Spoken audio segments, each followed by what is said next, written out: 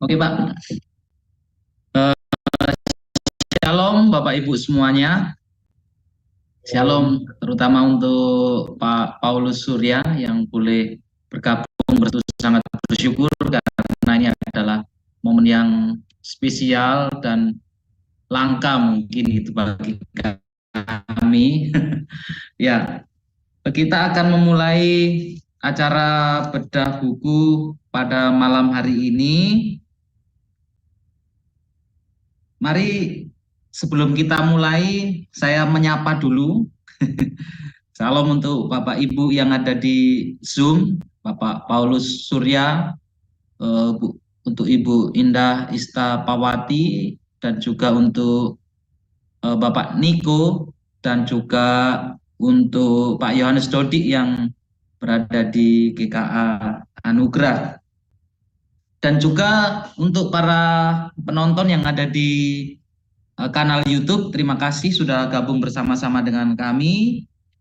Sebelum kita memulai acara kita pada malam hari ini, kita akan awali terlebih dahulu dengan doa. Saya minta kesediaan Ibu Indah Istapawati untuk memimpin di dalam doa.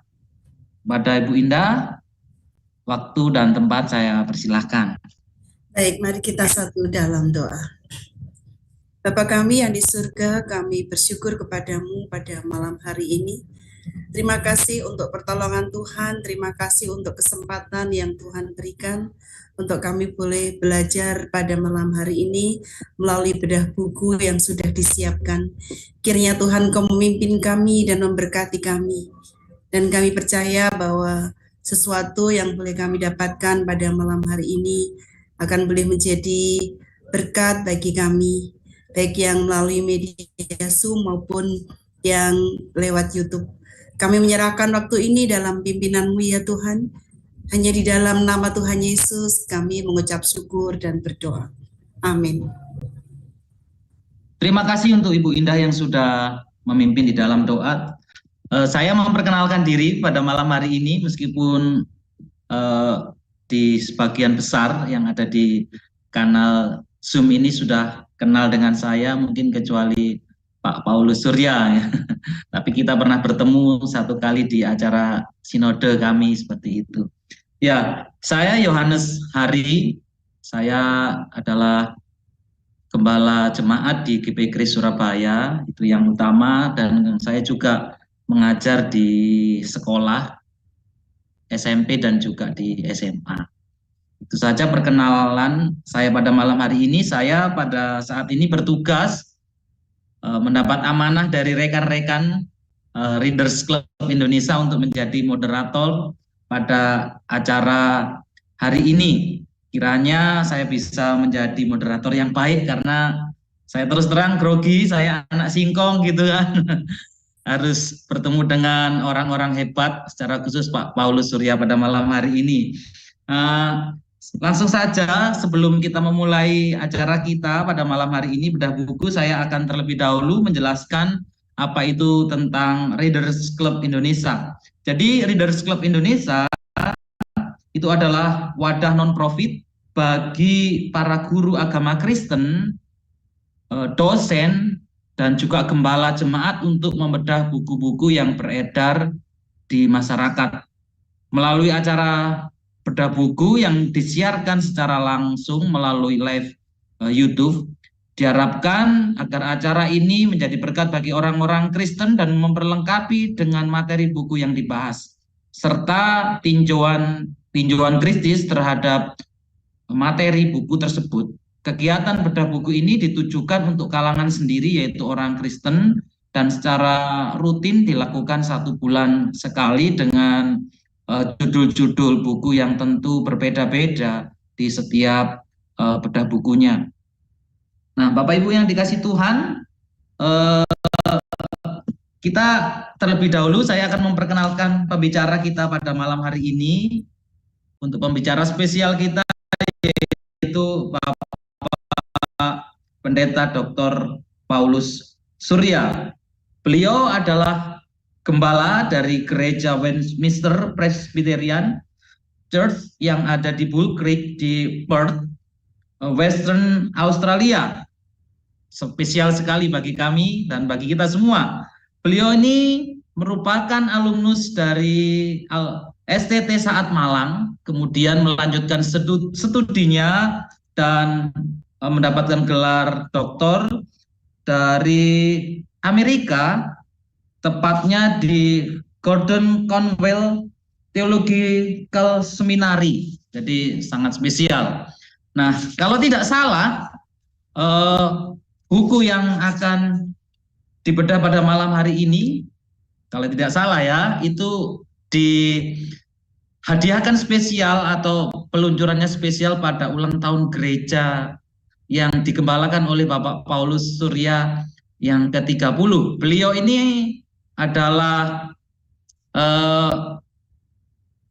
salah satu penulis dari apa yang ada di dalam buku yang kita bedah pada malam hari ini, yaitu dengan judul buku Injil sebagai Pusat. Beliau juga menulis di situ sekaligus juga sebagai editor secara umum gitu kan. Jadi pasti beliau sudah membacanya berkali-kali gitu kan. Jadi tidak perlu diragukan lagi bahwa beliau sangat menguasai dan memahami. Jadi segala pertanyaan nanti pasti dapat beliau jawab dengan baik gitu. Dan secara khusus nanti untuk yang membahas isinya yaitu Bapak Evangelis Niko. Beliau adalah seorang dosen, seorang pelayan Tuhan juga, seorang yang sudah malang melintang di dunia perteologian. Dan pada malam hari ini sangat spesial karena Pak Paulus Surya didampingi oleh Pak Niko, begitu juga dengan Pak Niko. Ya, langsung saja pada malam hari ini Bapak Ibu, yang pertama nanti Bapak Paulus Surya akan menjelaskan kepada kita semua baik yang ada di Zoom maupun di YouTube apa sih landasan atau latar belakang sehingga buku ini diterbitkan gitu. Sehingga ini menjadi sebuah buku yang spesial itu ketika kami membacanya itu wah, luar biasa sekali. Pasti ada latar belakang dan tujuan dari Pak Paulus Surya bersama dengan rekan-rekan. Di mana buku ini juga diterbitkan kalau tidak salah melalui literatur STT Saat Malang, Seminari Asia Tenggara. Itu saja yang menjadi perkenalan bagi saya pada malam hari ini. Untuk selanjutnya saya serahkan kepada Pak Niko dan nanti setelah Pak Paulus Surya menjelaskan latar belakangnya dan Pak Niko menjelaskan isinya, nanti kita semua dapat kesempatan untuk bertanya kepada kedua narasumber, baik kepada Pak Niko maupun kepada Pak Paulus Surya. Langsung saja kepada beliau, pada Pak Paulus Surya, saya persilahkan untuk memberikan penjelasan. Terima kasih. Terima kasih Pak Yohanes Hari dan juga selamat malam semuanya. Jadi saya diminta untuk memberikan secara singkat latar belakang dan juga tujuan penulisan buku Injil sebagai Pusat ini ya. Saya sendiri seperti Bapak Ibu ketahui di buku tersebut menuliskan di bab 3 tentang khotbah yang berpusatkan Injil. Jadi latar belakangnya dari saya ini sebagai penulis daripada khotbah yang berpusat pada Injil. Jadi sebenarnya apa yang saya tulis itu bagian daripada disertasi saya yang pada waktu saya selesai dari menyelesaikan S3 dari Gordon Conwell Theological Seminary di Boston itu, ada satu pertemuan seminar dari gereja-gereja yang mengundang saya untuk memberikan semacam ringkasan mengenai gospel-centered preaching. Lalu itu yang saya sampaikan begitu ya. Rupanya dari apa yang saya sampaikan, kemudian ada berkali-kali itu undangan dari berbagai gereja, dari berbagai kota yang mau untuk kemudian itu mendengar akan penjelasan daripada gospel centered preaching itu ya, di mana intinya itu sebetulnya mengenai khotbah atau pengajaran yang benar atau mengajar sekolah minggu pun harus berpusat pada Injil ya, atau berpusat kepada Kristus. Nah itu tentunya sesuatu yang bukan baru, tetapi memang gerakan ini bisa dirasa sesuatu yang baru. Ya, dasarnya yaitu dari Yohanes 5, 39, 40, semua kitab suci bicara tentang Yesus. Yesus sendiri berkata di dalam Lukas 24 ayat 27 bahwa seluruh kitab suci berbicara tentang Dia. Nah, jadi sebetulnya khotbah atau pengajaran yang berpusat pada Injil itu adalah menentang atau supaya kita tidak jatuh kepada khotbah yang hanya moralistik atau legalistik begitu. Nah, di dalam perjalanan pelayanan itu rupanya saya mendapati bahwa ada rekan-rekan juga yang menekankan tentang gospel centered di dalam bidang mereka masing-masing begitu. Lalu saya berpikir untuk bekerja sama. Dan memang sudah ada kerjasama di dalam seminar-seminar, pengajaran, tetapi kemudian saya berpikir untuk bisa menuliskan di satu buku, ya, supaya bisa bersinergi begitu. Ya, supaya tidak sendiri-sendiri tetapi juga bisa bersinergi. Mungkin pemikiran saya adalah seperti di Amerika itu ada Gospel Coalition ya. Jadi orang-orang yang memang menyadari pentingnya untuk berpusat pada Injil, mereka kemudian bekerja sama. Nah, kemudian di dalam waktu yang sempat tertunda itu saya memikirkan momen yang pas, yaitu pada waktu ulang tahun gereja di tempat saya melayani, yaitu Westminster Presbyterian Church, berulang tahun yang ke-30, lalu saya setahun sebelumnya coba menghubungi rekan-rekan, dan rupanya disambut baik, sehingga buku tersebut muncul sebagai kerinduan daripada apa yang saya pikirkan itu ya. Nah, karena ini saya tujukan dalam rangka juga ulang tahun jemaat di mana saya melayani, maka ini tentunya memang bukan buku yang fully akademik, tetapi buku yang semi akademik begitu ya. Jadi itu latar belakangnya. Mengenai tujuannya, tujuan buku tersebut ditulis atau buku Injil sebagai pusat ditulis, ya tentunya seperti yang saya tuliskan di depan ini. Tidak begitu kentara ya. Yaitu untuk menegaskan kembali Injil sebagai pusat kehidupan iman Kristen atau Injil sebagai inti kehidupan iman Kristen. Saya menyadari bahwa banyak gereja-gereja, sekolah teologi itu tidak menolak ya Injil Yesus Kristus.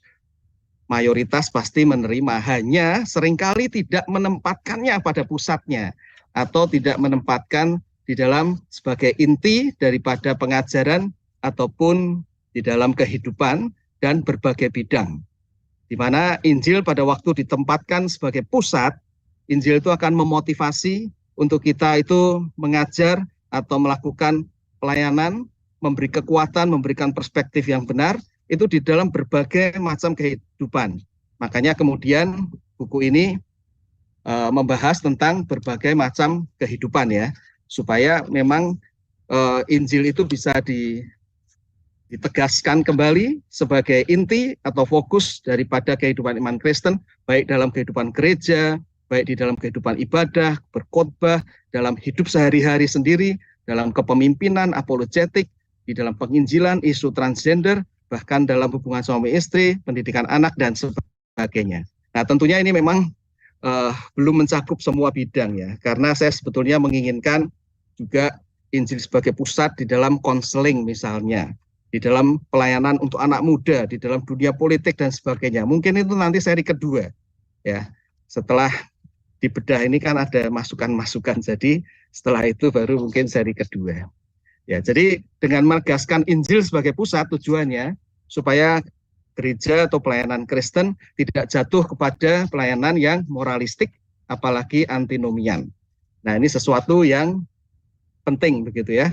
Jadi di dalam Wahyu 2 itu ayat 1 sampai 7 diingatkan bahwa ada jemaat di Efesus yang menekankan hal yang penting, tetapi lupa yang terpenting gitu. Jadi ini Injil sebagai pusat tujuannya sebetulnya mengingatkan hal yang terpenting itu, supaya kita memiliki kasih yang semula yang berhubungan dengan pasti Injil Yesus Kristus tersebut ya.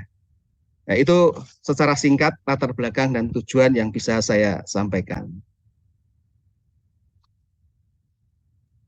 Ya, terima kasih untuk Pak Paulus Surya yang sudah menyampaikan latar belakang sekaligus menjadi pengantar bagi Pak Niko untuk menjelaskan isinya. Untuk waktu selanjutnya kepada Pak Niko, saya persilahkan untuk memaparkan isinya. Tentu tidak semua garis besarnya yang dianggap sebagai poin penting. Saya persilahkan kepada Pak Niko. Baik, terima kasih Pak Paulus Surya dan Pak Yohanes. Izinkan saya akan share screen ya.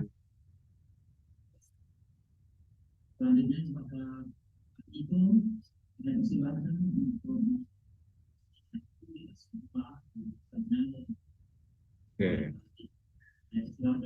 Oke, mohon konfirmasi Bapak Ibu apakah slide saya sudah terlihat?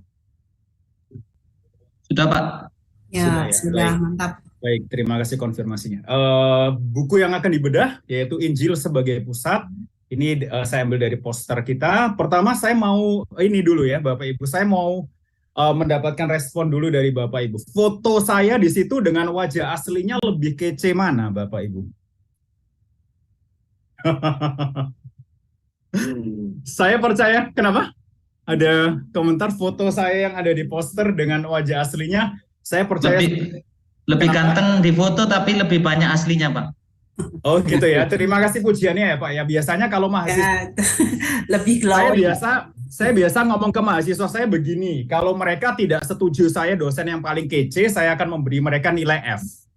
Begitu. Jadi mereka otomatis langsung memuji siapa dosen yang paling kece, ya pasti saya ya. Tapi tidak dibaptis lagi ya Pak ya.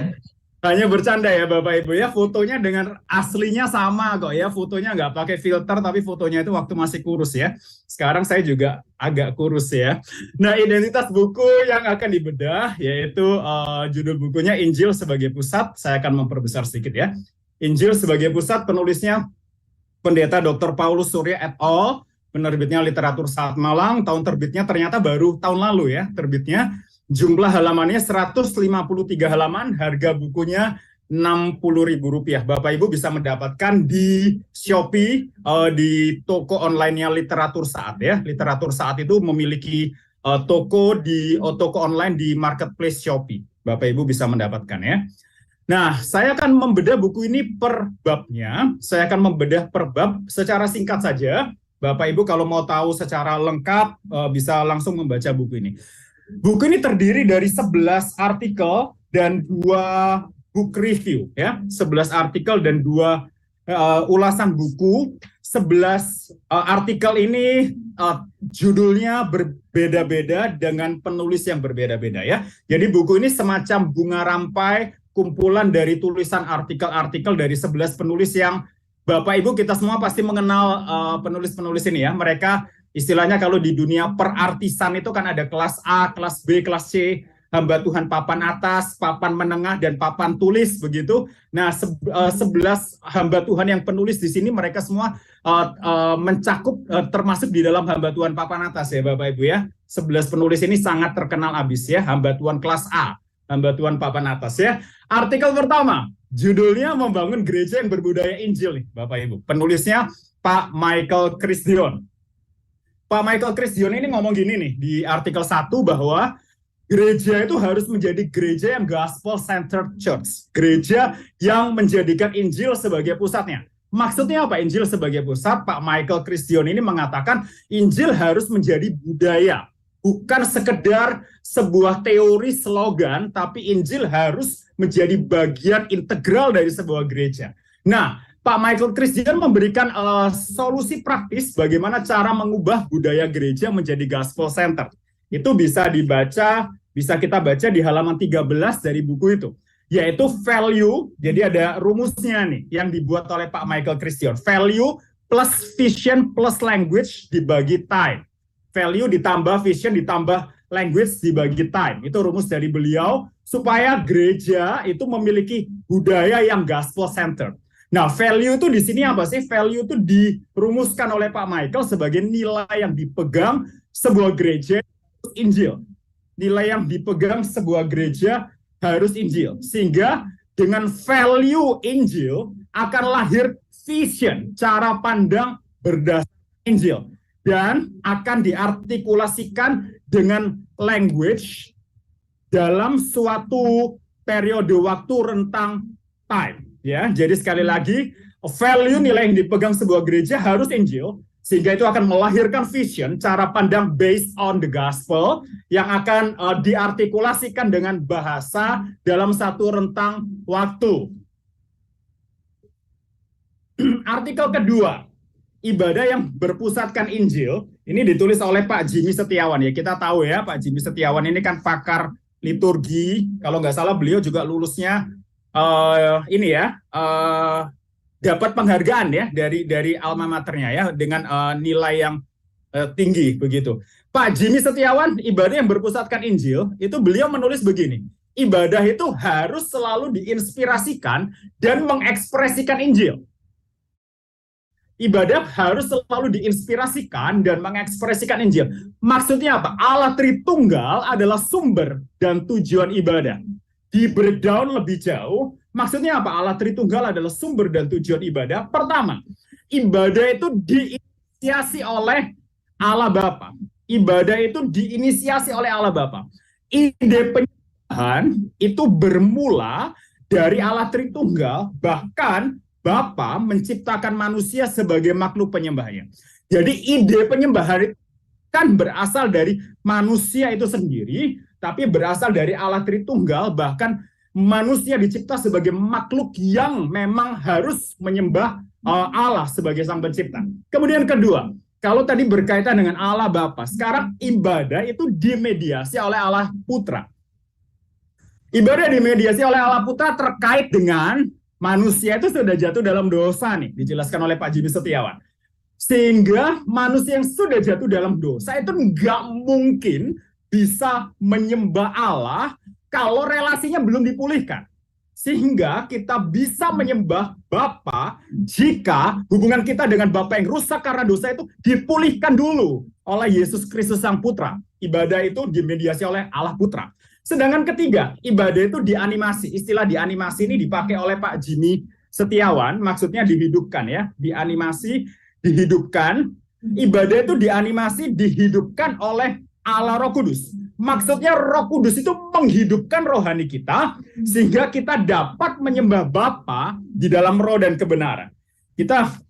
Roh Kudus menghidupkan rohani kita, ini nanti relate, dikaitkan dengan poin kedua juga sih ya, kejatuhan manusia dalam dosa, sehingga dihidupkan kembali rohani kita oleh Roh Kudus, sehingga kita bisa menyembah Bapa di dalam roh dan kebenaran. Pak Jimmy Setiawan juga menjelaskan di bukunya apa itu maksudnya menyembah dalam roh dan kebenaran. Roh di situ ditafsirkan oleh Pak Jimmy sebagai roh manusia, begitu ya.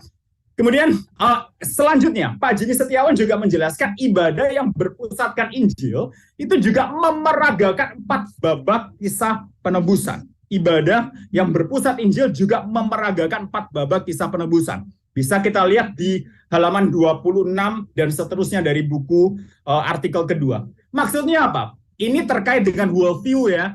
Jadi wawasan dunia Kristen itu ejawantahkan, diaplikasikan di dalam ibadah. Wujudnya apa? Pertama, penciptaan, creation. Creation, penciptaan manusia itu diwujudkan dalam ibadah, itu berwujud panggilan ibadah berupa nyanyian adorasi atau nyanyian pemujaan kepada Tuhan. Waktu awal nih kebaktian nih, misalnya kebaktian di gereja misalnya, nah itu kan pertama kali kita mengajak jemaat untuk memuji Tuhan. Itu dikaitkan dengan penciptaan, dikaitkan dengan wawasan dunia penciptaan. Kemudian kedua, kejatuhan, fall, kejatuhan. Itu dimanifestasikan, diwujudkan dalam ibadah itu berupa doa pengakuan dosa, diikuti berita anugerah. Karena manusia sudah jatuh dalam dosa, maka di dalam ibadah di gereja misalnya, itu ada doa pengakuan dosa, tapi tidak sekedar doa pengakuan dosa. Sesudah kita meminta pengampunan dosa dari Tuhan Yesus, akan ada anugerah pengampunan dari Tuhan Yesus berupa penyataan, penyampaian berita anugerah. Kemudian ketiga, penebusan, redemption, terkait berwujud pembacaan dan penguraian firman Tuhan. Di dalam gereja, penebusan itu dimanifestasikan dalam kegiatan, aktivitas pembacaan dan penguraian firman Tuhan oleh hamba Tuhan dalam khotbah sederhananya ya. Kemudian pemulihan, consummation atau restoration. Itu di dalam kebaktian ibadah di gereja itu berwujud pengutusan dan pemberian berkat dari Tuhan. Kalau di akhir dari kebaktian nih di gereja, itu biasanya hamba Tuhan akan mengutus, mari jemaat, pulanglah ke rumahmu dan terimalah berkat dari Tuhan. Nah, itu berwujud, itu berupa pemulihan, restoration, consummation di dalam wawasan dunia Kristen. Jadi ibadah yang berpusat Injil juga memeragakan 4 babak kisah penebusan tersebut. Kemudian kita masuk ke artikel 3, khotbah berpusatkan Injil. Nah, ini langsung Pak Paulus yang menuliskan ya. Pak Paulus memulai dengan mendefinisikan apakah khotbah berpusatkan Injil. Ada 2 definisi yang coba dijelaskan oleh Pak Paulus, ada via positiva dengan via negativa ya. Via positiva itu ya penjelasan secara positifnya ya. Kalau via negativa itu definisi yang dengan diikuti bukan gitu ya. Kita tidak membahas lebih jauh definisi via positiva dan via negativa ya. Apakah khotbah berpusatkan Injil secara via positiva adalah khotbah yang menggali teks secara tepat sehingga dapat mengintegrasikan teks dengan pribadi, ajaran, dan karya Kristus. Jadi fokusnya, pusatnya ada pada pribadi, ajaran, dan karya Kristus. Sedangkan via negativa, jadi khotbah berpusatkan Injil itu bukan identik dengan khotbah penginjilan. Ini menarik ya. Ini menarik. Ini dijelaskan. Saya sampai membuat ini loh, membuat mind mapping ini di halaman 37 ya. Khusus untuk ini, poin pertama, bukan identik dengan khotbah penginjilan ya. Khotbah berpusatkan Injil juga bukan asal menyebut nama Yesus. Bukan sekedar kalau kita nyebut nama Yesus dalam khotbah kita, maka pasti otomatis itu khotbah berpusatkan Injil. Bukan. Khotbah berpusatkan Injil juga bukan berdasarkan teks-teks tertentu saja. Bukan berdasarkan teks-teks tertentu saja. Misalnya, khotbah berpusatkan Injil itu hanya misalnya yang terkait dengan relate dengan kehidupan dan karya Tuhan Yesus saja. Tidak. Begitu pula khotbah berpusatkan Injil bukan bersifat alegori, bukan membosankan karena menekankan berita yang sama terus-menerus. Loh kok dari dulu, sekarang, dan selamanya kok ini ya isinya sama ya tentang Injil ya. Bukan membosankan karena beritanya sama. Dan bukan mengesampingkan pribadi Allah Bapa dan Allah Roh Kudus. Nanti dianggap, loh, kalau khotbah berpusatkan Injil pada Tuhan Yesus, nanti Allah Bapa dan Allah Roh Kudusnya iri hati dong. Ya tidak ya. Bukan mengesampingkan pribadi Allah Bapa dan Allah Roh Kudus. Serta bukan menekankan anugerah tanpa perlu ketaatan. Itu definisinya khotbah berpusatkan Injil. Sekarang kita masuk ya. Kita masuk lebih jauh. Mengapa, pertanyaan awalnya, mengapa kita perlu berkhotbah berpusatkan Injil? Nggak cukup khotbah biasa dari amanat, misalnya kita bicara amanat teks, kemudian kita bawa ke amanat khotbah misalnya. Apa nggak cukup? Kenapa harus ditarik sampai ke Injil gitu? Poin pertama, penjelasan pertama dari Pak Paulus Surya.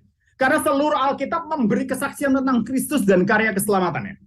Jadi poinnya adalah pada semua, jadi Alkitab itu dari depan sampai belakang nih, dari perjanjian lama sampai perjanjian baru, itu bersifat Christosentris. Christ is the center of the Bible. Keseluruhan Alkitab itu memberi kesaksian tentang Kristus dan karya keselamatannya. Kemudian kedua, mengapa berkhotbah berpusatkan Injil? Karena Injil Kristus bukan hanya dikhotbahkan kepada orang yang belum percaya.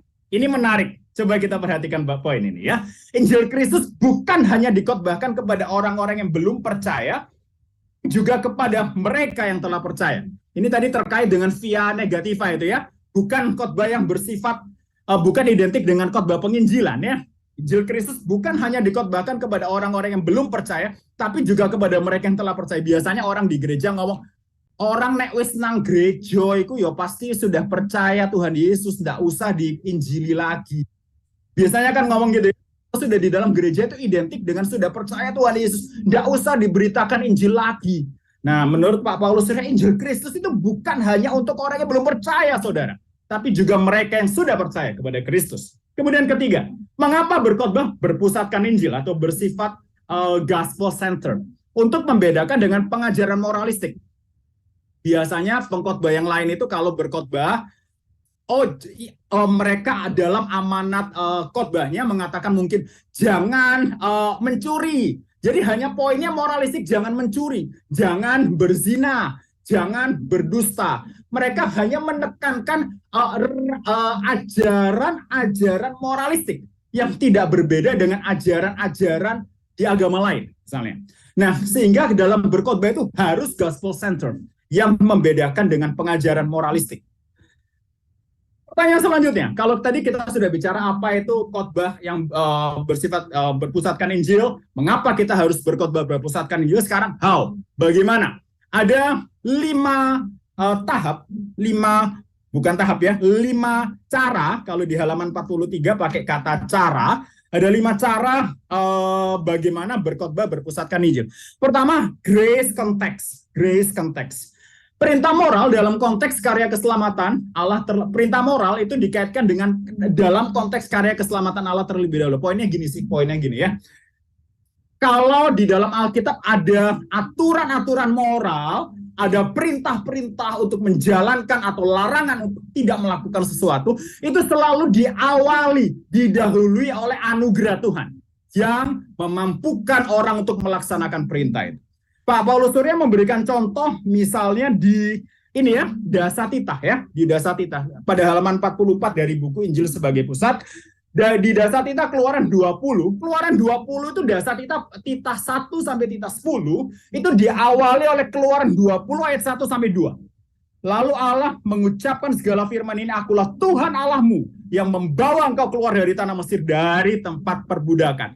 Ada anugerah Tuhan yang membebaskan bangsa Israel dari Mesir, sehingga kemudian akan diikuti oleh aturan-aturan dalam Dasatita. Kalau di perjanjian baru, Pak Paulus memberikan contoh di halaman 44, diambil dari 1 Korintus 6 ayat 20. Perintah untuk memuliakan Tuhan dengan tubuh kita, saya bacakan 1 Korintus 6 ayat 20. Sebab kamu telah dibeli dan harganya telah lunas dibayar. Karena itu muliakanlah Allah dengan tubuhmu. Karena kita sudah dibeli dan harganya sudah lunas dibayar, sehingga konsekuensi logisnya, maka kita harus memuliakan Allah dengan tubuh kita. Sebelum perintah diberikan, ada anugerah Tuhan yang mengawali dan menopang kita bisa melaksanakan perintah Tuhan itu. The grace context. Kemudian kedua, promise fulfillment. Ini dikaitkan dengan poinnya adalah perjanjian lama itu berisi nubuat kedatangan Mesias ya. Ada janji-janji bahwa Allah akan melepaskan manusia dari belenggu dosa, sedangkan perjanjian baru itu fulfillment-nya, penggenapannya ya. Misalnya diberikan contoh oleh Pak Paulus dalam Yesaya 7 ayat 14, itu ada janji Tuhan tentang kelahiran Mesias yaitu Immanuel, dan janji Yesaya 7 ayat 14 itu digenapi dalam diri Tuhan Yesus yang dicatat dalam Matius 1 ayat 23. Promise fulfillment. Redemptive history.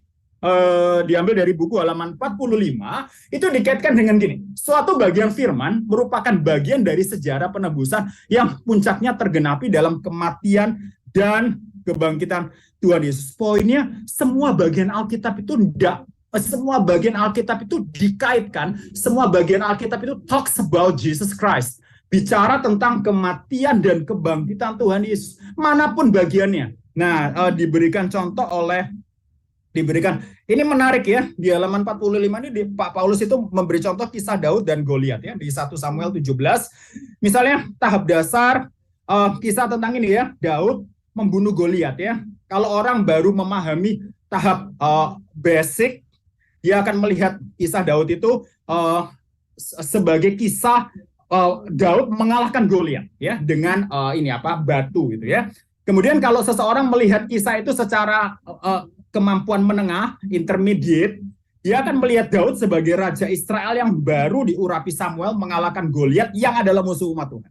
Nah, tapi kalau kita melihat dikaitkan dengan Injil Kristus, dikaitkan dengan kematian dan kebangkitan Kristus, kita memandang teks 1 Samuel 17 secara advance, maka kita melihat kisah Daud mengalahkan Goliat sebagai bagian dari sejarah penebusan di mana secara puncak kemenangan Raja Israel atas iblis digenapi dalam Yesus Sang Raja sejati.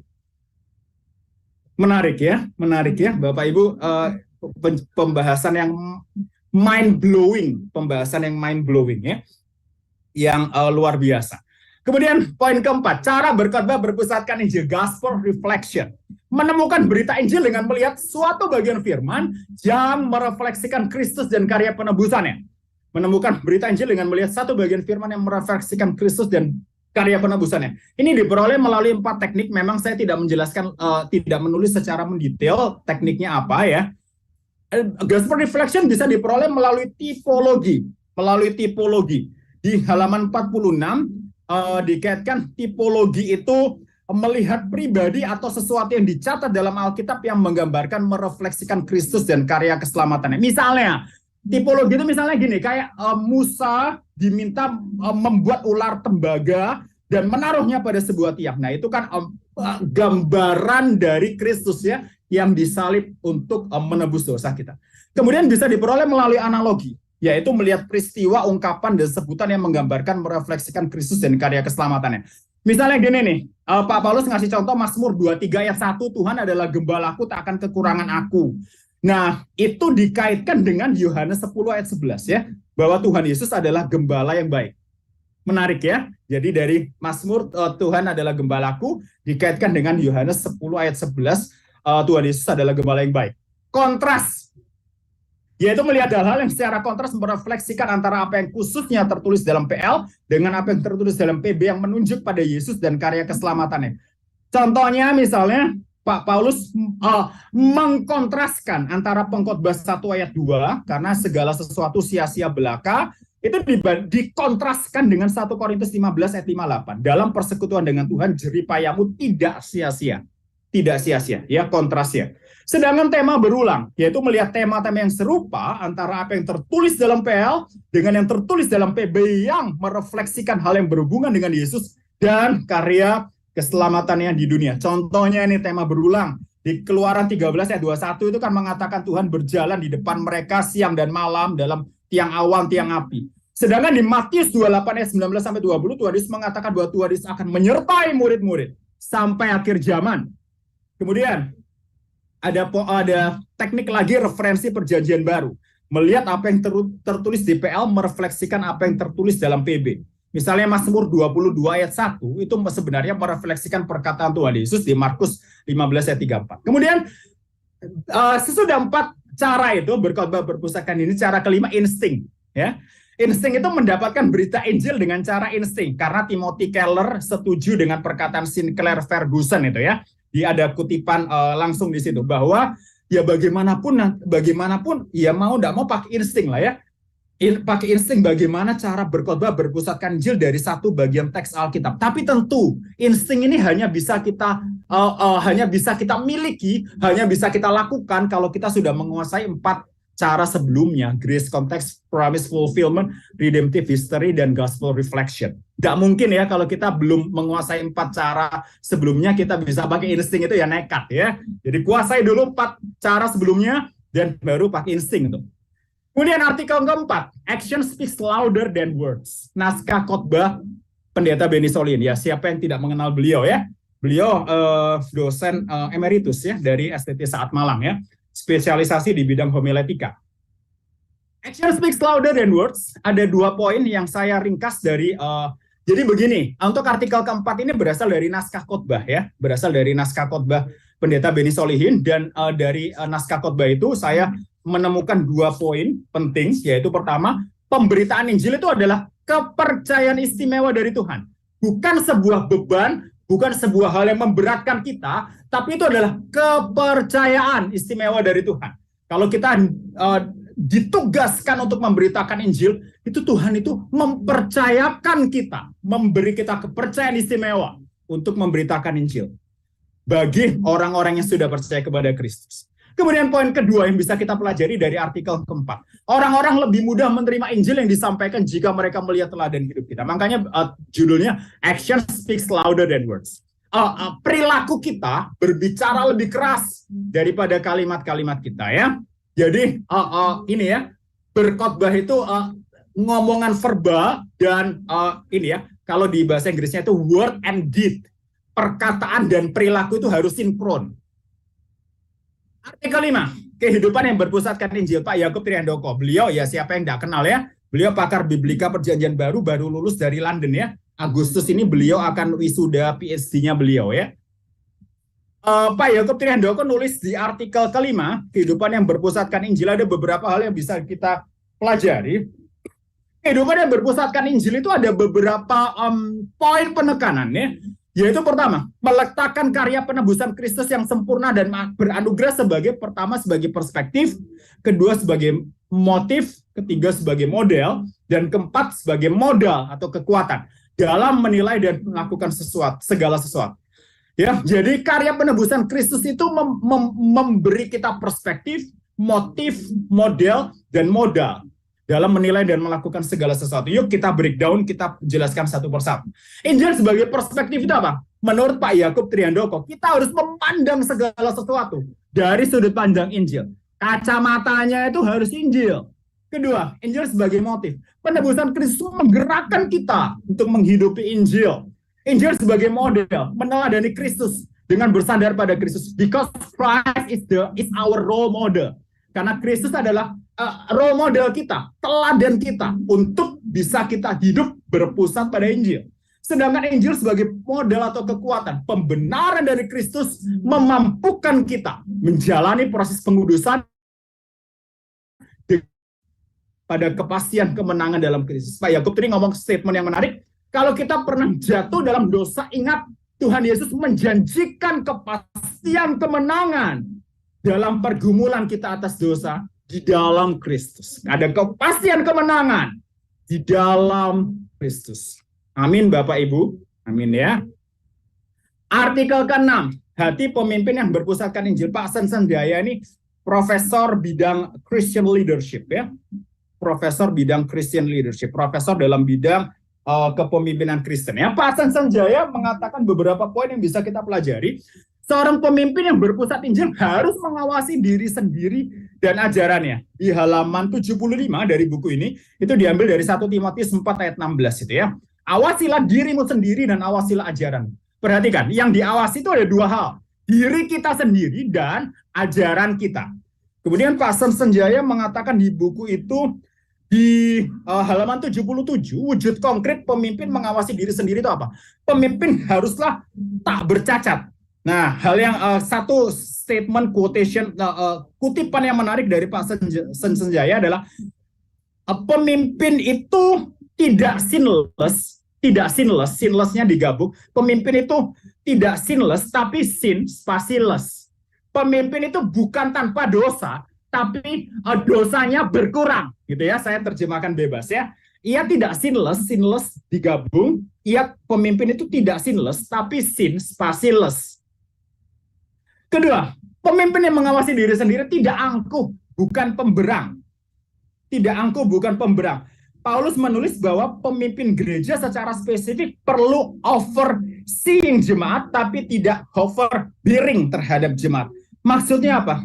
Pemimpin itu perlu memperdulikan, bertanggung jawab terhadap kerohanian jemaat, tapi pemimpin itu tidak boleh bersifat otoritatif, mendominasi terhadap semua keputusan yang penting. Ya, perlu peduli kepada jemaat, tapi nggak boleh jadi otoriter.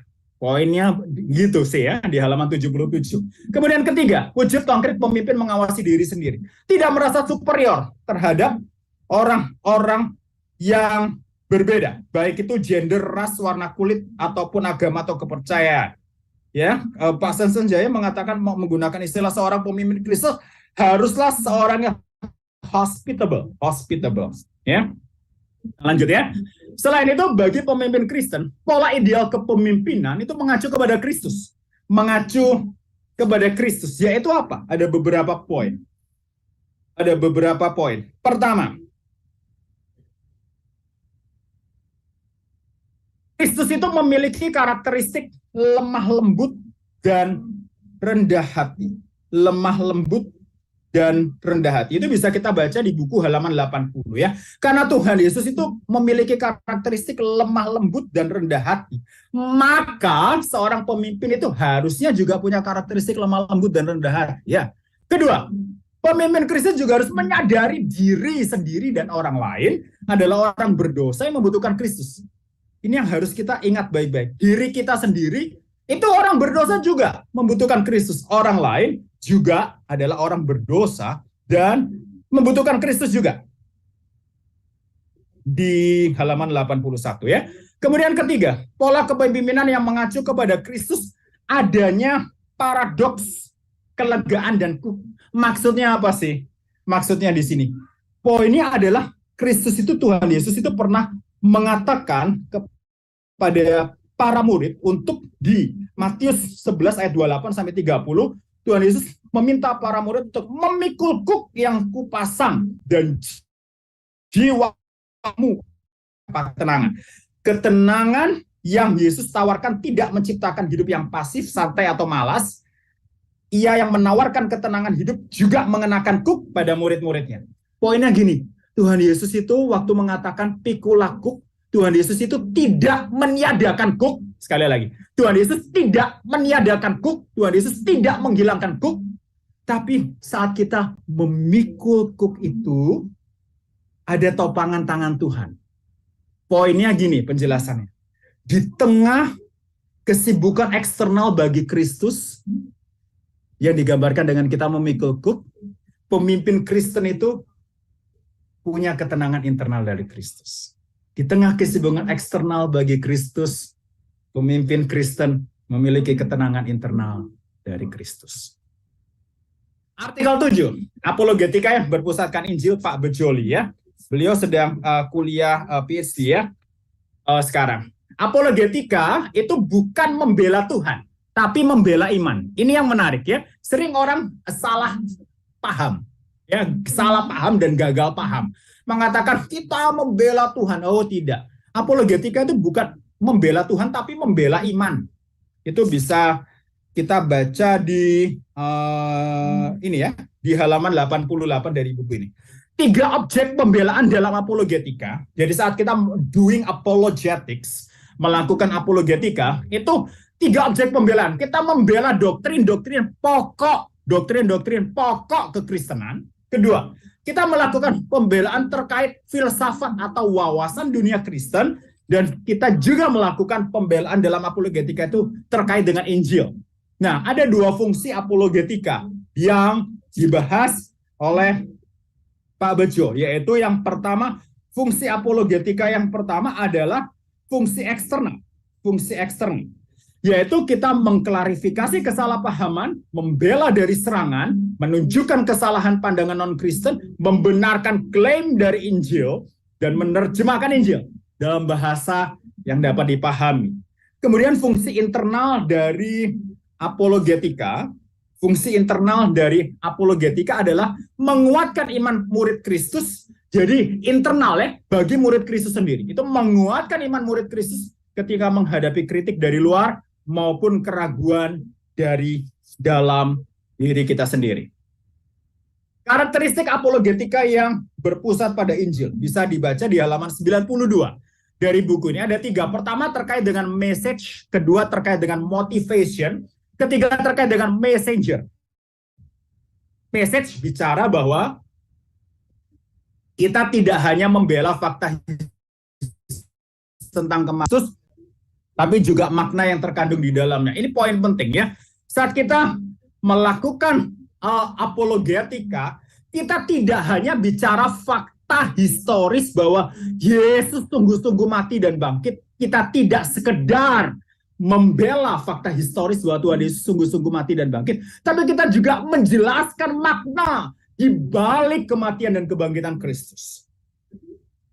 Fakta penting, tapi makna di balik fakta jauh lebih penting. Ya. Motivation, kerinduan apologis adalah agar orang lain diselamatkan melalui berita Injil. Ini motivasi kita. Saat kita doing apologetics, melakukan apologetika, itu kerinduan kita agar lewat Injil yang disampaikan melalui proses apologetika, orang lain diselamatkan. Messenger itu pembawa pesan ya. Orang yang melakukan apologetika atau apologis, ada istilahnya ya. Apologis yang berpusat pada Injil adalah seorang penginjil. Ini menarik. Apologis, orang yang melakukan apologetika yang berpusat pada Injil, sebenarnya adalah seorang penginjil. Karena di dalam proses apologetikanya dia juga preach the gospel. Dia juga memberitakan Injil. Sebaliknya, seorang penginjil yang berusaha meyakinkan orang untuk menerima Injil juga adalah seorang apologis. Loh, karena saat seorang penginjil menjelaskan orang tentang Injil. Kenapa Kristus harus mati dan bangkit? Nah, itu kan ada argumen apologis. Ya, jadi saat penginjil menjelaskan tentang karya kematian dan kebangkitan Kristus, let's say, dia juga sebenarnya melakukan apologetik, sebenarnya adalah seorang apologis. Apologis harus memiliki kasih di dalam menyatakan kebenaran. Nah, artikel 8, penginjilan yang berpusat Injil di era digital, ditulis oleh Pak Samuel Sugiarto. Peluang dalam pemberitaan Injil. Pak Samuel Sugiarto itu mengatakan ada peluang dalam pemberitaan Injil terkait dengan di era digital ya. Pertama, Injil merupakan puncak dari semua kerinduan, baik kesempurnaan, kemudahan maupun kebahagiaan. Orang sekarang di dunia digital itu punya kerinduan akan kesempurnaan, kemudahan maupun kebahagiaan. Dan Injil menjawab itu. Kedua, peluang pemberitaan Injil hadir melalui ketersediaan beragam media dengan beragam spesifikasi orang. Era digital menyediakan berbagai macam sarana digital. Sosial media itu jenisnya kan macam-macam tuh ya. Dan banyak orang-orang yang menyukai media-media itu juga bervariasi. Nah, justru itu sebuah peluang. Karena media di era digital itu beragam. Dan orang-orang yang ada pun bervariasi. Itu peluang dalam pemberitaan Injil. Ketiga, peluang memberitakan Injil terbuka luas dalam dunia virtual karena daya jangkau yang sangat besar. Jadi kita lihat lah ya, waktu corona ya, ibadah-ibadah online, YouTube itu kalau kita biasa pengkhotbah hanya berkhotbah di mimbar gereja, lewat YouTube seorang sampai di ujung dunia pun tahu ya. Orang sampai di ujung dunia pun bisa menonton khotbah yang ada di YouTube ya. Sebab pemberitaan Injil semakin luas dan daya jangkaunya. Nah, tapi ada tantangan dalam pemberitaan Injil. Tantangan dalam pemberitaan Injil ya. Berita Injil berfokus pada perubahan kehidupan di dalam. Sedangkan dunia virtual itu lebih menekankan pada bentuk dan kemasan. Injil itu kan berfokus pada perubahan budi di dalam diri kita. Perubahan internal yang dikerjakan Roh Kudus. Sedangkan dunia virtual itu lebih menekankan kemasannya ya. Supaya terlihat ini ya, pakai bahasa lainnya adalah pencitraan ya, lebih menekankan bentuk dan kemasan. Beda dengan Injil yang berfokus perubahan hidup dari dalam. Ada tantangan dalam memberi dan menerima respon. Ya iyalah ya, orang kalau dalam dunia digital itu bagaimana seseorang bisa memberi dan menerima respon kalau diinjili. Itu ada tantangan tersendiri itu. Kemudian tantangan yang berasal dari kesalahan pemberita Injil.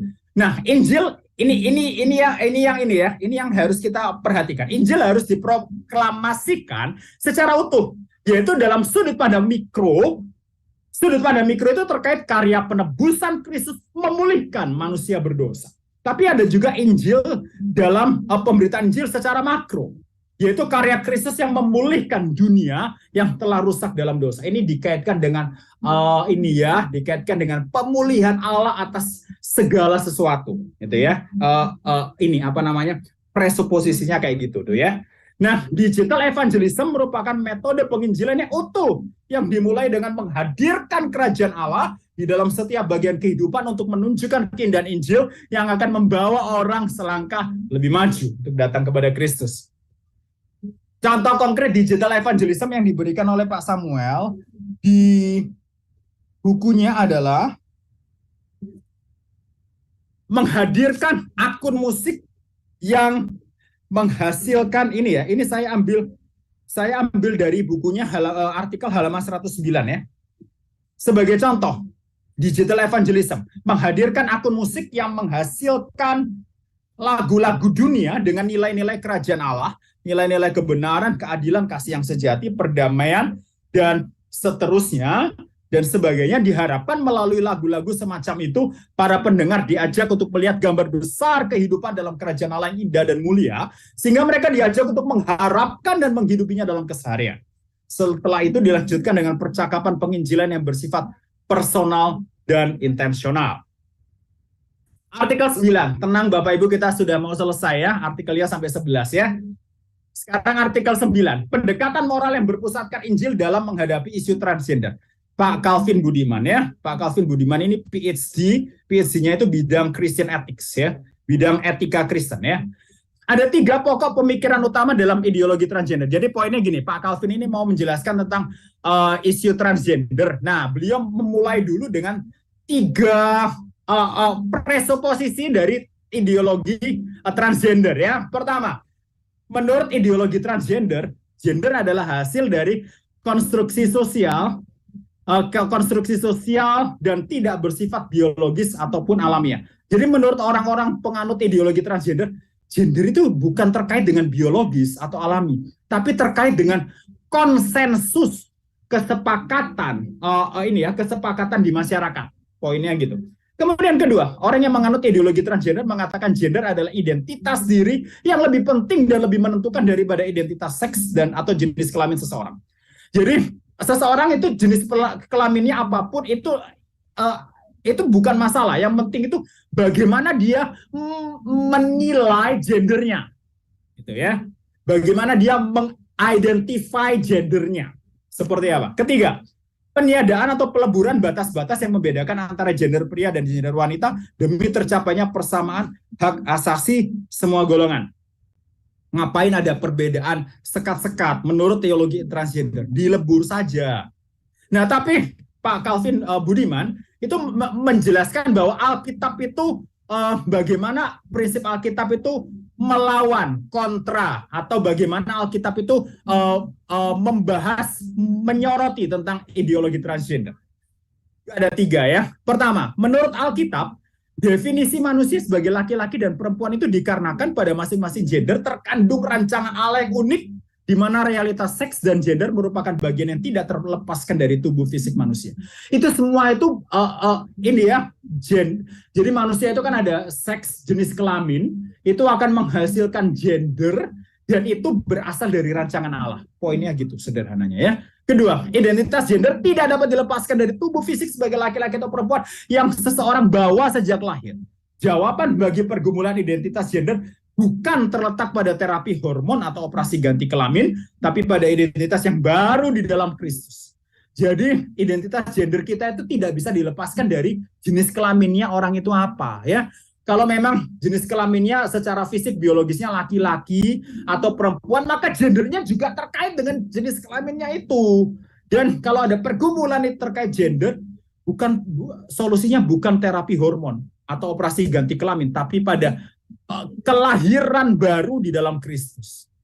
Ketiga, identitas manusia sebagai laki-laki dan perempuan menunjuk pada pernikahan sebagai konteks di mana laki-laki dan perempuan yang diciptakan untuk satu sama lain bersatu dalam kesatuan yang kudus. Jadi laki-laki dan perempuan saat dia menikah, mereka ini dijelaskan bahwa memang pernikahan itu bersifat heteroseksual, dan ini menjelaskan juga bahwa pernikahan itu adalah kesatuan yang kudus. Sekarang kita masuk artikel 10 Injil Seks dan Keuangan, penulisnya Pak Wahyu Pramudia, beliau sekarang sedang mengambil doktor di Garden Cornwall, tempatnya Pak Paulus Surya ini ya. Nah, Pak Wahyu Pramudia ada 3 poin yang bisa dijelaskan dalam artikel 10 ini. Pertama, Injil bukan hanya berbicara tentang bagaimana Allah menyelamatkan manusia dari dosa dan segala konsekuensinya, tapi juga bicara tentang apa yang melandasi tindakan tersebut. Bisa kita baca di halaman 129, yaitu kasih karunia. Sekali lagi, Injil bukan hanya berbicara tentang bagaimana Allah menyelamatkan manusia dari dosa dan segala konsekuensinya, tapi Injil juga bicara tentang apa yang melandasi tindakan Allah tersebut, yaitu kasih karunia Allah. Kasih karunia itu merupakan sebuah pemberian tanpa syarat. Kemudian kedua, suami dan istri yang telah mendengarkan dan merasakan Injil kasih karunia seharusnya menggunakan kacamata kasih karunia dalam berelasi terkait seks dan uang. Ketiga, di dalam kasih karunia seseorang akan bertahan dan berjuang, saling memberikan kasih karunia, serta bersedia bertumbuh di dalam penerimaan dan pengampunan. Karena kasih karunia landasannya. Artikel 11, Ibu Charlotte Priatna ya, beliau juga dikenal sebagai pakar parenting dan pengasuhan anak dan pakar pendidikan ya, Ibu Charlotte Priatna. Bu Charlotte ini mengatakan di bukunya itu ada terkait dengan beberapa hal ya. Pertama, menurut Agustinus ada 2 jenis cinta, yaitu caritas, itu cinta yang baik, dan cupiditas, cinta yang buruk.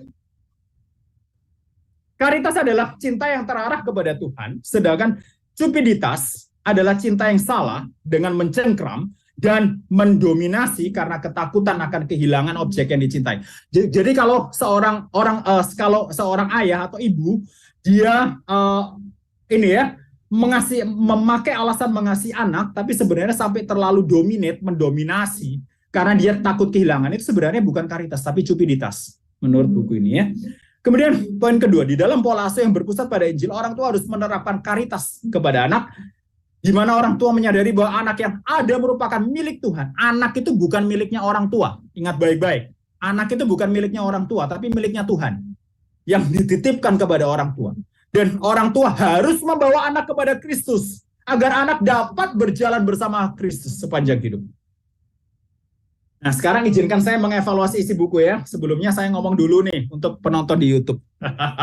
Kebiasaan Readers Club Indonesia saat melakukan bedah buku adalah kami selalu memberikan, sesudah kami meringkas buku, sesudah kami memberikan ringkasan atas isi buku, kami akan memberikan evaluasi atau tanggapan kami terhadap isi buku ya. Jadi ada kelebihan dan kekurangan.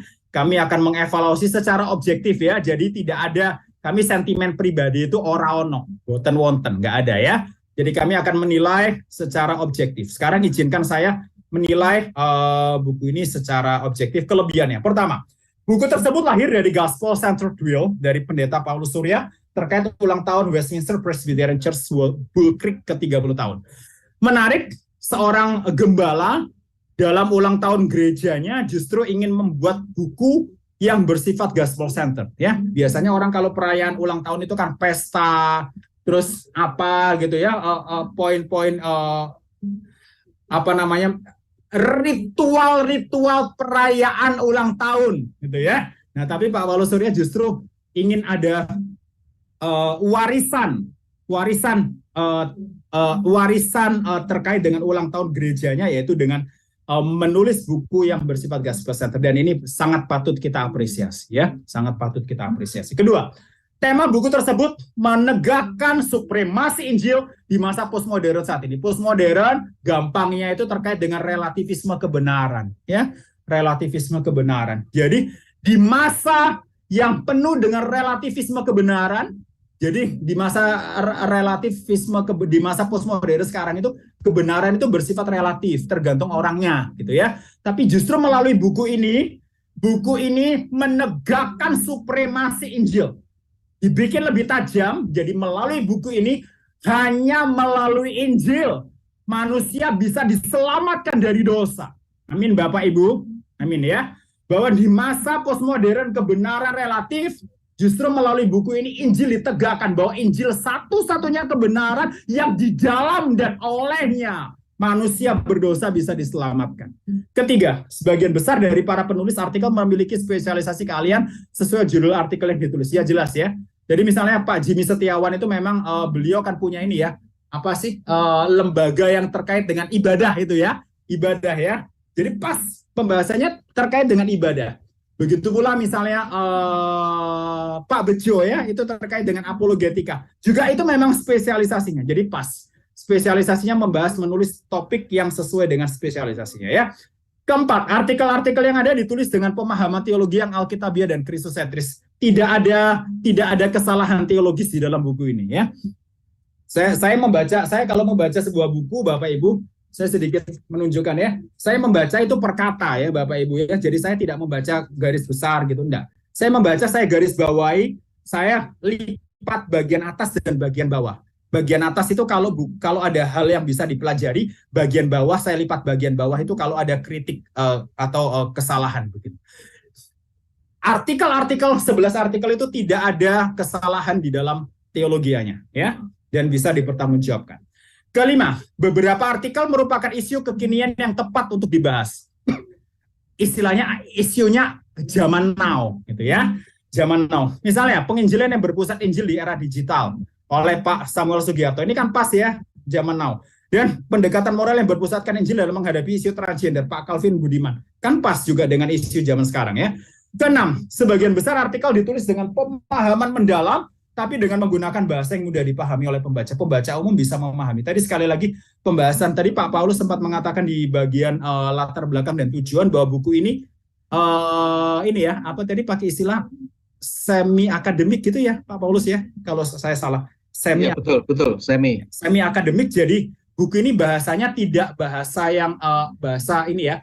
Kan buku itu kan dibagi ya, ada buku textbook, ada buku populer gitulah ya. Gampangnya. Jadi buku textbook itu misalnya kayak orang-orang inilah, orang-orang kuliah gitu, ada footnotes yang terus ada footnotes-nya ini ada footnotes juga sih di buku ini. Cuman buku ini nih mendalam tapi juga mudah dipahami oleh pembaca ya. Kalau dikatakan buku populer juga enggak juga ya, karena ada footnotes-nya ya. Enggak ada buku populer yang ada. Nah, saya memberikan evaluasi kekurangan ya. Pertama, dari sudut pandang sistematika penulisan. Buku tersebut merupakan gabungan artikel bunga rampai terkait topik-topik di seputar tema besar Injil sebagai pusat. Dan ada beberapa yang bisa diberikan terkait sistematika penulisan. Pertama, akan lebih baik jika artikel dimulai dengan landasan biblika di Perjanjian Lama dan Perjanjian Baru untuk menjelaskan tema besar Injil sebagai pusat terlebih dahulu. Kedua, masukan saya terkait sistematika penulisan akan lebih baik jika sistematika urutan artikel disusun secara sentrifugal. Saya pakai istilah secara sentrifugal ya, maksudnya dari pusat akan keluar gitu ya, dari pusat dia akan keluar gitu. Jadi lebih baik sistematika. Nanti saya sudah memberikan sistematikanya, contohnya misalnya. Ketiga, akan lebih baik jika ada tambahan topik terkini terkait Injil sebagai pusat. Bisa ada tambahan isu-isu kekinian ya. Misalnya begini. Nah, saya sudah memberikan bagannya.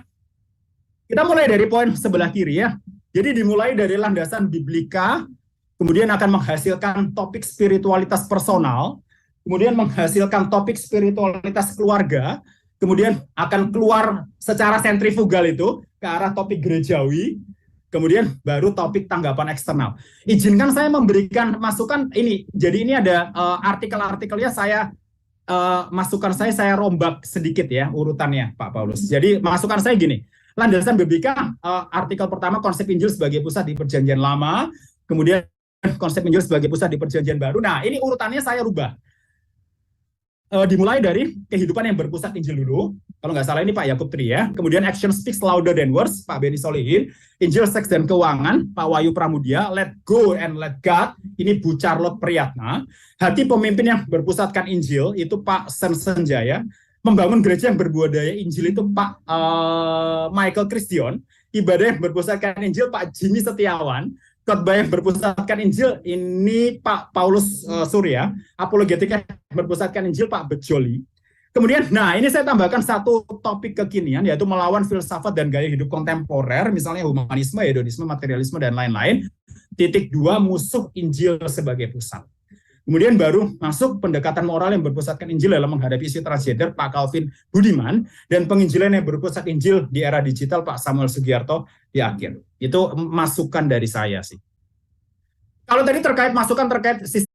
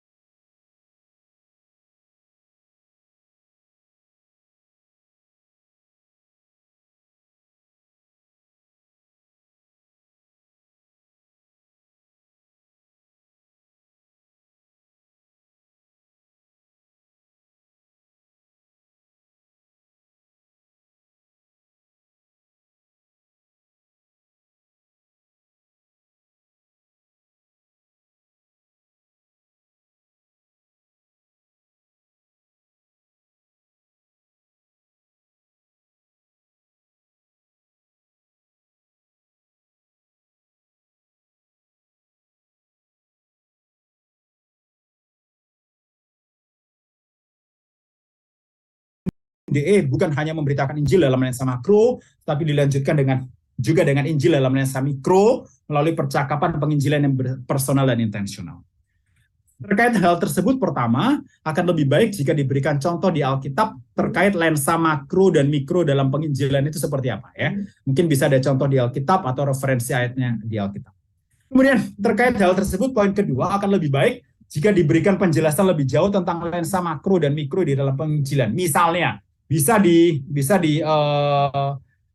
ditambahkan penjelasannya, misalnya apakah memang dalam penginjilan selalu harus melibatkan lensa makro dan mikro? Apakah memungkinkan jika penginjilan hanya dilakukan dalam lensa mikro saja? Kemudian dimasukkan terkait materi selanjutnya adalah pada artikel 10 tentang Injil, seks dan keuangan, itu tidak ada alamat ayat Alkitab yang ditulis sama sekali. Sama sekali tidak ada alamat ayat yang ditulis. Nah, akan lebih baik jika dituliskan alamat ayat sebagai referensi, ya, sebagai rujukan dalam rumusan-rumusan teologis yang dikemukakan, ya. Kemudian pada halaman 128 sampai 129 tema yang sama, yaitu Injil, seks dan keuangan. Itu hal yang menarik. Jikalau terkait dengan seks itu ada penjelasannya, ya. Kita baca ya. Halaman 128 sampai 129 ya. Itu kalau dikaitkan dengan seks itu ada penjelasannya di situ. Tapi terkait dengan pengelolaan keuangan itu tidak ada rumusan konsep Alkitab tentang pengelolaan keuangan dalam keluarga ya. Lebih baik diberikan. Kemudian pada halaman 134 sampai 135 agak lebih baik jika penulis menambahkan contoh cupiditas di dalam Alkitab. Itu presentasi saya pada malam hari ini. Terima kasih. Paulusnya sudah keluar ya? Oh, masih ada ya? kirain Bapak sakit hati langsung keluar nih. Thank you, Pak. Paulus Surya Saya dan Pak jadi ya, berpikir ya. Harusnya waktu nulis buku ini saya harus konsultasi dulu nih sama Pak Niko. Enggak benar. Penulisnya lebih pintar dari saya, Pak. Para penulisnya lebih pintar dari saya. Saya kembalikan ke Pak Yohanes Hari.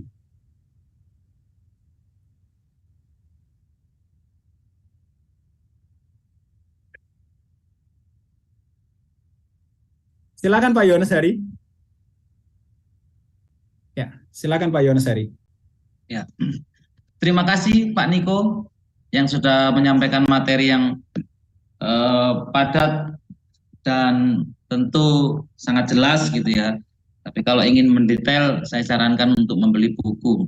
Walaupun kami tidak di-endorse, tapi kami percaya buku ini sangat bernilai dan memberkati. Saya sarankan untuk kita bisa membelinya. Mungkin akan menjadi referensi bagi saya untuk membeli sebuah buku ini. Ya, langsung saja kita masuk ke dalam session yang kita tunggu-tunggu, yaitu tanya jawab, gitu kan.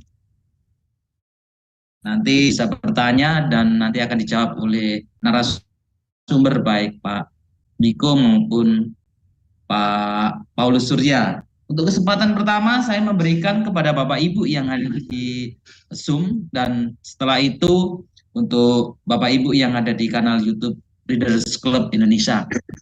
Mungkin dari Bapak Ibu ada yang mau ditanyakan kepada Pak Niko ataupun kepada Pak Paulus Surya. Saya persilakan. Ya, saya mau tanya Pak, terima kasih kesempatannya. Saya mau tanya kepada Bapak Pendeta Paulus Surya. Tentu buku ini sangat menarik sekali ya. Judulnya saja Injil sebagai pusat. Kemudian tadi yang sudah dipaparkan, pemimpin berpusat pada Injil, apologetika berpusat pada Injil, ibadah berpusat pada Injil, gitu, luar biasa. Yang ingin saya tanyakan, bagaimana itu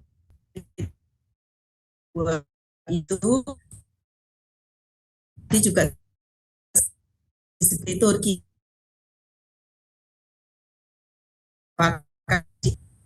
ini juga sudah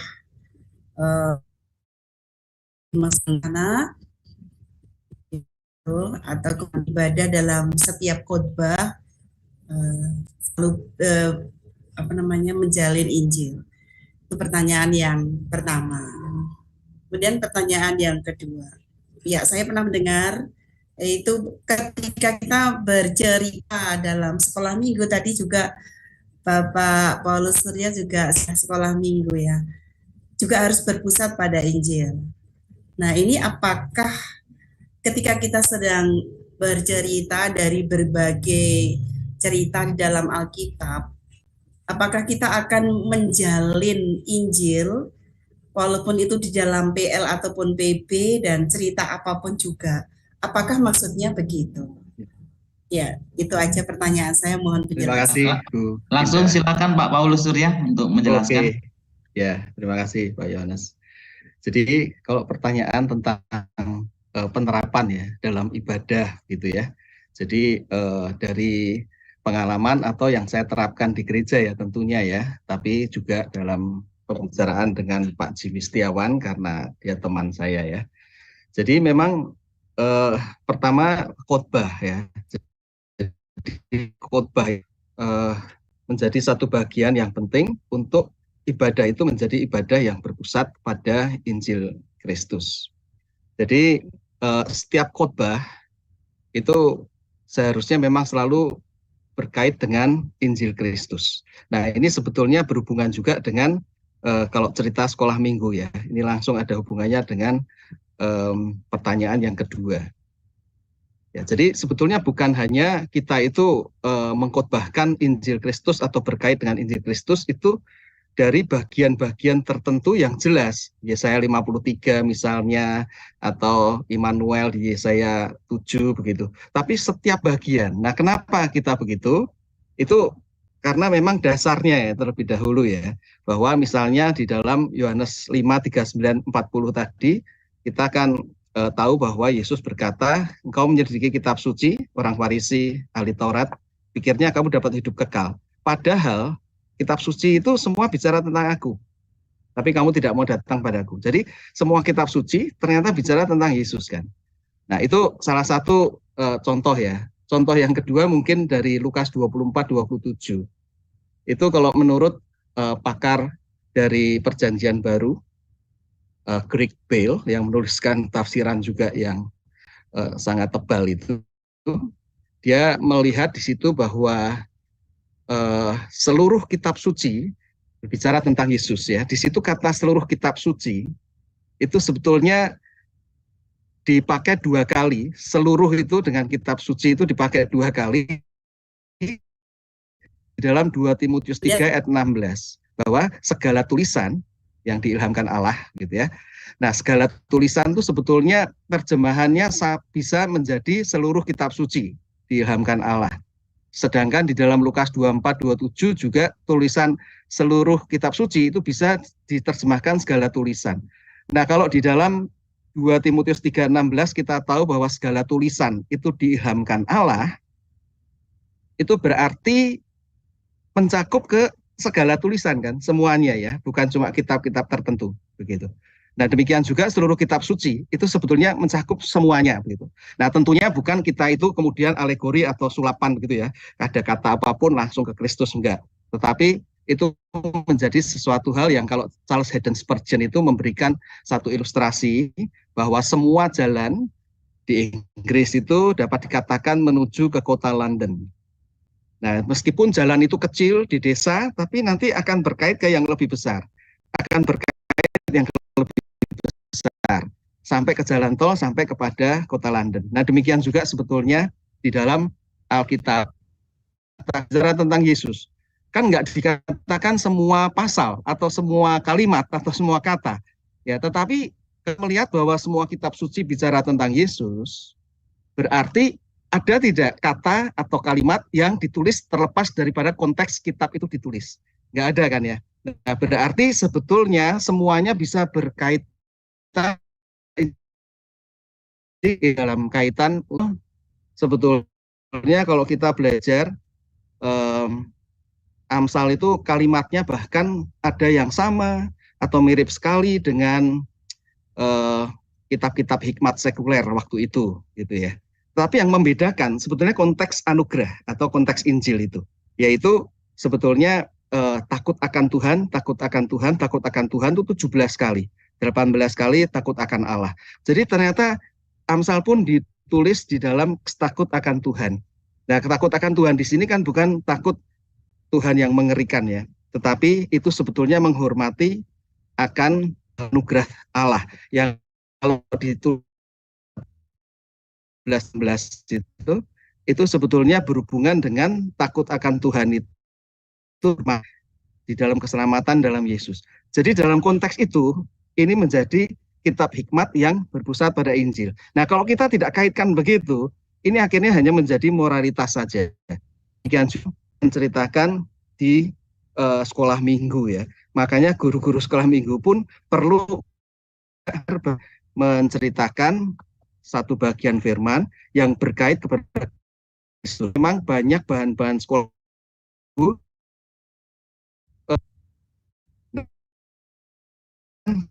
supaya guru sekolah minggu bisa memahami caranya dan kebaikannya begitu.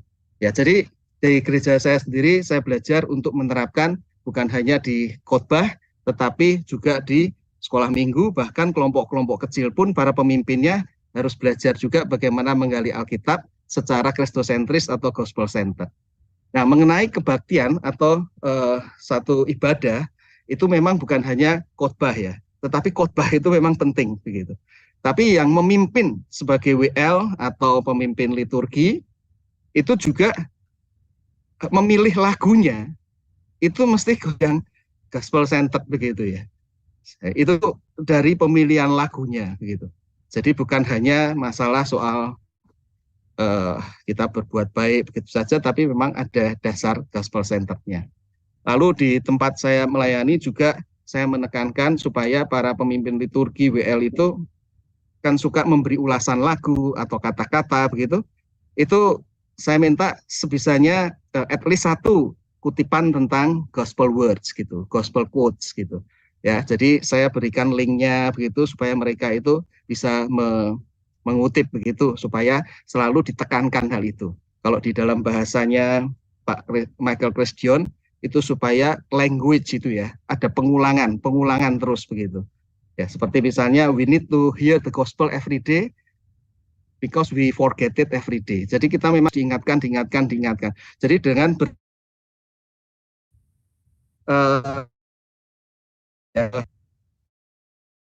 kesalahannya begitu. Ya. Baik, terima kasih Pak. Ya, saya paham. Jadi kalau misalnya di dalam sekolah minggu itu, apakah yang